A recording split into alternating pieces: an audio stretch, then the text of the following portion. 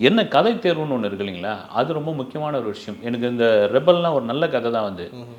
எனக்கு ஹீரோயிசம் பண்ணுறோம் அப்படின்னு சொல்லி ஒரு ஹாக்கி ஸ்டிக்லாம் வச்சுக்கிட்டு இவருடைய உயரத்துக்கு ஒரு 200 பேரை போய் அடிக்கிறதுலாம் வந்து நம்பகத்தன்மையாக இல்லை. இதில் கொஞ்சம் கவனம் செலுத்தி தனக்கான கதைன்னு ஒன்று இருக்குங்களா, நீங்கள் பாண்டியராஜனுடைய பழைய நடிகர் பாண்டியராஜனுடைய வெற்றி என்ன தெரியுங்களா, அவரே கேலி பண்ணி பார்ப்பேன். உண்மைதான். ஆண் பாவம்லாம் வந்துட்டு அதனால தான் மிகப்பெரிய வெற்றி. ஆமாம், அவரே வந்து கேலி பண்ணி பார்ப்பேன். அவரே மதிப்பீடு குறைவாக பேசுவார் வந்து. அது பெரிய ஹிட் ஆயிடுச்சு. பாக்யராஜ் ஒட்டி ஹிட்டுக்கும் காரணம் தன்னுடைய குருவை ஒட்டி வந்த. அது மாதிரி ஜிவி உட்காந்து இல்லைனா ஒரு குழுவாக அவருடைய நண்பர்களா அல்லது இல்லைன்னா வந்து அவரை வச்சு படம் பண்ணவங்க இல்லைன்னா இன்றைக்கி படம் பண்ணக்கூடிய இயக்குநர்கள் யாராவது இருந்தால் எனக்கு கதை கேட்கறதுக்குன்னே ஒரு டீமை ரெடி பண்ணிக்கலாம். ஒரு காலத்தில் கதை இலாக்கான்னு ஒன்று இருந்தது இல்லைங்களா, அதனுடைய பலமே அதுதான். இன்றைக்கி யாரும் கிடையாது வந்து.